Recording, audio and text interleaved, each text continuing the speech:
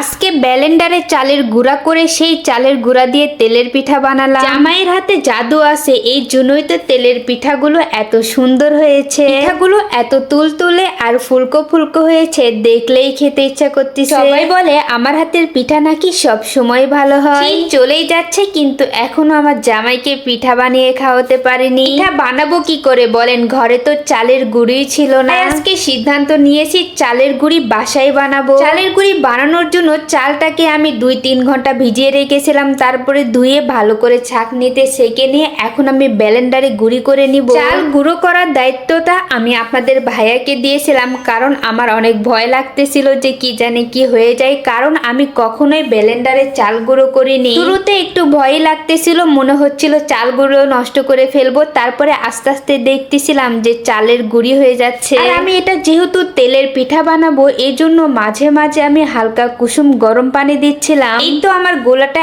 একদম রেডি হয়ে গেছে, এখন শুধু পিঠা বানানোর পালা। এইভাবে তেলের পিঠা হবে কিনা এটা নিয়েও অনেক টেনশনে ছিলাম, কারণ পিঠা হচ্ছে অনেক সেনসিটিভ একটা জিনিস। আটা বা চালের গুঁড়ির ভিতরে কোনো সমস্যা হলেই পিঠা ভালোভাবে হইতে চায় না। তবে আমি আমার হাত দিয়ে যতবারই পিঠা বানানোর চেষ্টা করেছি ততবারই আমার পিঠা মাশাআল্লাহ অনেক সুন্দর হয়েছে। এটা আমার কথা না, আমার পরিবারের সবাই বলে। এটা আমি গুড় দিয়ে বানাবো, আর এটা খেজুরের গুড় ছিল, অনেক শক্ত ছিল, এই জন্য আপনাদের ভাইয়া শিল দিয়ে গুঁড়ো করে দিচ্ছিল আমাকে। আপনাদের ভাইয়ার এই জিনিসগুলো আমার অনেক বেশি ভালো লাগে। আমি যখন রান্না করি সে আমাকে অনেক হেল্প করার চেষ্টা করে। আমি যতক্ষণ পিঠা বানাচ্ছিলাম সে আমার পাশেই দাঁড়িয়েছিল, আমাকে হেল্প করতেছিল। বলতে পারেন যে বিনা বেতনে আমি একটা অ্যাসিস্ট্যান্ট পেয়ে গেছি। যাই হোক, আপনাদের সাথে একটু মজা করলাম। এখানে আমার গোলাটা রেডি, এর ভিতরে আমি কিছু কালো জিরা দিয়ে দিলাম। কালো জিরা দিলে পিঠার ফ্লেভারটা আরো বেশি সুন্দর আসে। বিসমিল্লাহ কয়ে প্রথম পিঠাটা দিলাম,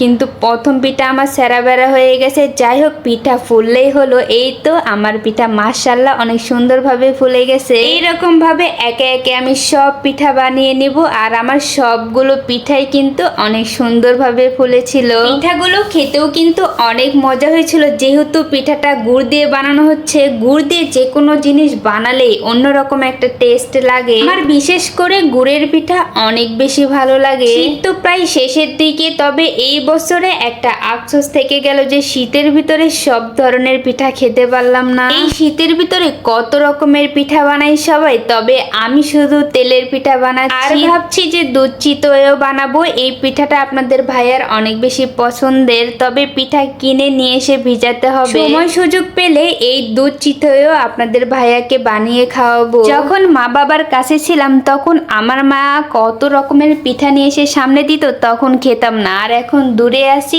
কত রকমের পিঠা খেতে ইচ্ছা করে। মাঝে মাঝে না অনেক বেশি মন খারাপ হয়, যে মন চাইলেও কোনো কিছু করে খেতে পারি না। এই যে আজকে যে তেলের পিঠাটা বানালাম না, এই পিঠা বানাতে যে আমাকে কত কষ্ট করতে হয়েছে। একটা জিনিস কি জানেন, আপনি যদি পরিবার থেকে দূরে থাকেন না, তাহলে আপনি সব কিছু থেকেই বঞ্চিত হবে। যাই হোক, এই তো আমার সবগুলো পিঠা বানানো হয়ে গেছে, আর পিঠাগুলো এত তুলতুলে আর এত ফুলকো ফুলকো হয়েছিল, খেতে কিন্তু অসম্ভব মজা হয়েছিল। তোমরা কিন্তু অবশ্যই কমেন্ট করে জানাবা আমার পিঠাগুলো দেখতে কেমন হয়েছে। আজকের ভিডিও এ পর্যন্তই। আল্লাহ হাফেজ।